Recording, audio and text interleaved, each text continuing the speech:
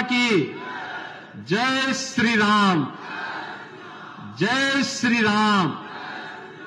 जय निषाद राज, जय निषाद राज। आज के संकल्प दिवस में इस पूरे कार्यक्रम के संयोजक और आयोजक उत्तर प्रदेश सरकार में मेरे वरिष्ठ सहयोगी निषाद राज पार्टी के राष्ट्रीय अध्यक्ष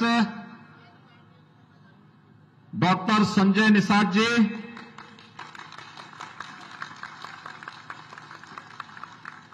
लोकप्रिय सांसद श्री कमलेश पासवान जी, लोकप्रिय सांसद श्री प्रवीण निषाद जी, प्रदेश सरकार प्रदेश के विधानसभा के माननीय सदस्य श्री श्रवण निषाद जी, विवेकानंद पांडे जी, डॉक्टर असीम कुमार जी, श्री राजबाबू उपाध्याय जी, श्री अनिल त्रिपाठी जी, श्री रमेश सिंह जी, श्री विपुल दुबे जी, श्री विनोद बिंद जी, ऋषि त्रिपाठी जी, महंत रविंद्र दास जी, निषाद पार्टी की राष्ट्रीय उपाध्यक्ष श्रीमती मालती निषाद जी, डॉक्टर अमित निषाद जी और प्रदेश भर से आए हुए निषाद राज के सभी अनुयायी उपस्थित भाइयों बहनों, महायोगी बाबा गोरखनाथ की इस पावन धरा पर आपके 10वें संकल्प दिवस के इस आयोजन में मैं आप सबका हृदय से अभिनंदन करता हूं।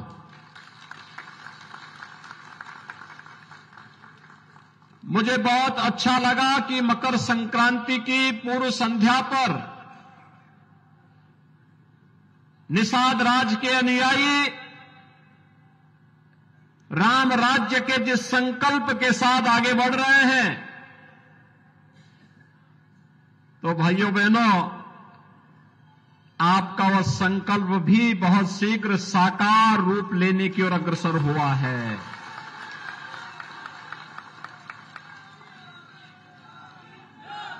संघर्ष कभी व्यर्थ नहीं जाता है, कभी व्यर्थ नहीं जाता है, और वह संकल्प जो आज से कुछ वर्ष पहले भले ही पिछली सरकारों के कारण निर्दोष निषाद नौजवानों को जबरदस्ती गोलीकांड का शिकार बनाती रही हो, लेकिन संघर्ष आज एक बार फिर से निषाद, मल्ला, माझी, केवट या इससे जुड़ी हुई जितनी भी जातियां हैं, इन सब जातियों को उनका पूरा हक दिलाने के उस संकल्प को आगे बढ़ाने का जो निषाद राज पार्टी और भारतीय जनता पार्टी का संकल्प है, उस संकल्प को जब साकार रूप प्रदान करने की कार्रवाई चल रही है, तब उत्साह अत्यंत आवश्यक है, और उस उत्साह के लिए आप सब आज एकत्र हुए हैं।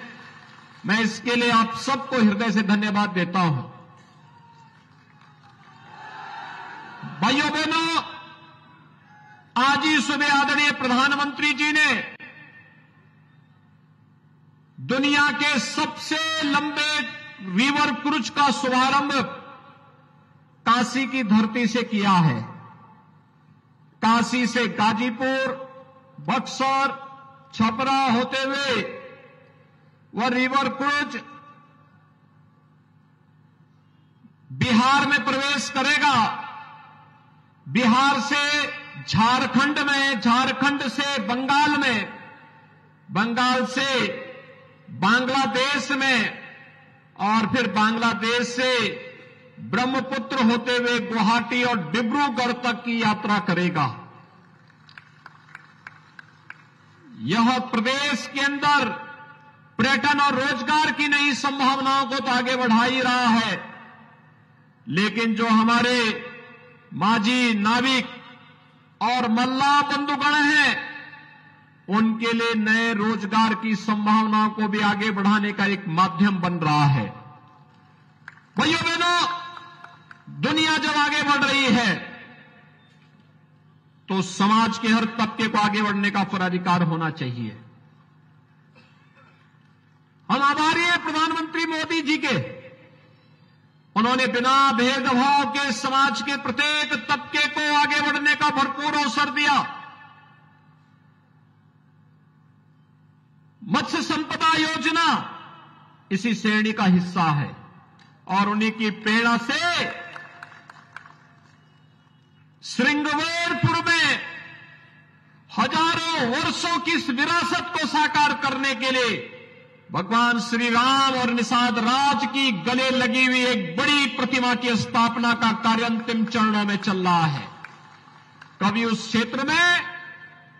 कुछ लोगों ने कब्जा कर लिया था, निषाद राज का नाम पूरी तरह हटा दिया गया था, लेकिन 2017 में प्रदेश में जब सरकार बनी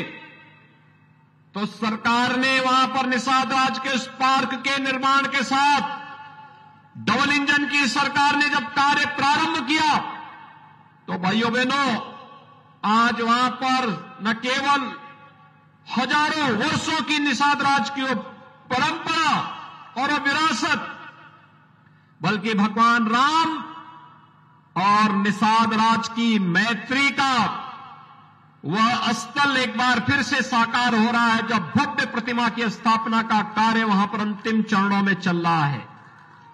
आज के इस अवसर पर जब हम सब यहां पर एकत्र हुए हैं, मैं इस अवसर पर उत्तर प्रदेश के अंदर डबल इंजन की सरकार जो कार्य कर रही है, मत्स्य संपदा योजना न केवल केंद्र सरकार के स्तर पर बल्कि डॉक्टर संजय निषाद तो प्रदेश सरकार के हिस्से हैं और इसलिए उत्तर प्रदेश के अंदर भी हम लोग मत्स्य संपदा योजना का शुभारंभ करने जा रहे हैं। राज्य सरकार भी इसमें अपना योगदान देने की कार्रवाई को आगे बढ़ा रहा है। प्रदेश के अंदर हम लोगों ने पहले ही इस बात को सुनिश्चित किया है, गांव के तालाब हो या अन्य जो भी ऐसे कार्य होने हैं, उनमें मत्स्य पालकों के पट्टाधारकों के लिए भी प्राथमिकता निषाद, बिंद, केवट, मल्ला, माझी या इनसे जुड़ी हुई जातियों को प्राथमिकता के आधार पर इसे प्राप्त होना चाहिए और राज्य सरकार इसे पहले ही पालन कर चुकी है। लेकिन साथ साथ मनरेगा के कन्वर्जन के माध्यम से भी उन तालाबों के निर्माण में योगदान देने की कार्रवाई को भी जहां आगे बढ़ाने का कार्य किया गया है, वहां पर हम लोगों ने अन्य तमाम प्रकार की योजनाओं को भी आगे बढ़ाया है और इस विभाग के मंत्री स्वयं डॉक्टर संजय निषाद जी हैं, तो स्वाभाविक रूप से वह इसको तेजी के साथ आगे बढ़ाने का कार्य कर रहे हैं। अभी एक नया प्रस्ताव और आ रहा है, निषाद राज बोट सब्सिडी योजना भी है। आपने देखा होगा अब डीजल और पेट्रोल और केरोसिन से नहीं, सीएनजी की नौकाएं आ रही हैं। वाराणसी में अकेले वाराणसी में 1600 ऐसी नावों को सीएनजी के साथ जोड़ करके फ्री में एक सारा किट उन्हें उपलब्ध करवाया गया है और आज वहां पर लोग बेहतरीन रूप से इस कार्यक्रम के साथ जुड़ रहे हैं। हमारा प्रयास है कि पूरे प्रदेश भर में हम इन योजनाओं को जहां आगे बढ़ाएंगे, वहीं मछुआरा समुदाय को जहां भी आवश्यकता पड़ेगी वहां पर उन्हें मत्स्य योजना के अंतर्गत, निषाद राज बोट सब्सिडी योजना के अंतर्गत हम प्रदेश सरकार के बजट में भी हम लोगों ने धनराशि की व्यवस्था की है और इस व्यवस्था के अंतर्गत उन्हें सुविधा का लाभ उपलब्ध करवाने का कार्य भी किया जा रहा है। आज आप सब जान रहे हैं ये नया भारत है।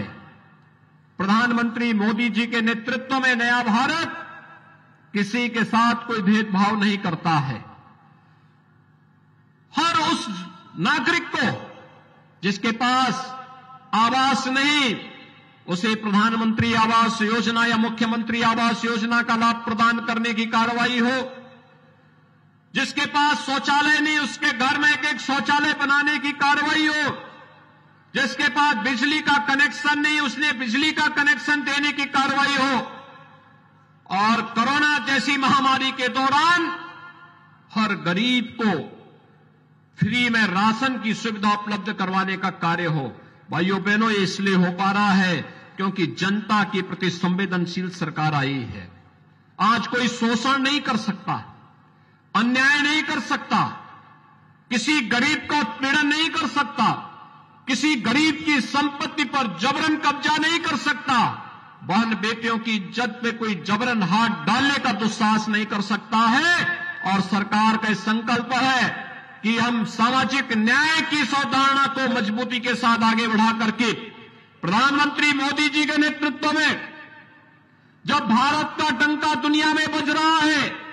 आज आप देख रहे होंगे दुनिया के अंदर भारत एक नए भारत के रूप में प्रस्तुत हुआ है। वैश्विक मंच पर भारत की नई प्रतिष्ठा बढ़ी है।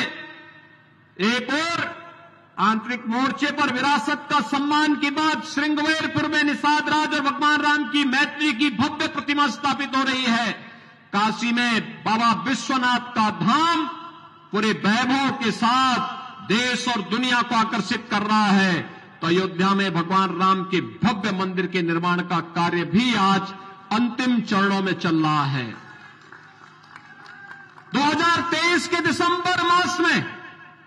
अयोध्या में भगवान राम का भव्य मंदिर का निर्माण कार्य संपन्न हो चुका होगा। भाइयों बहनों, यह भारत का राष्ट्र मंदिर है जिसमें समाज के हर एक तबके को भरपूर सम्मान मिलेगा। और भाइयों बहनों, आज न केवल आंतरिक मोर्चे पर बल्कि वैश्विक मोर्चे पर भी अगर आप देखेंगे भारत कैसे भारत की धाक जमी है।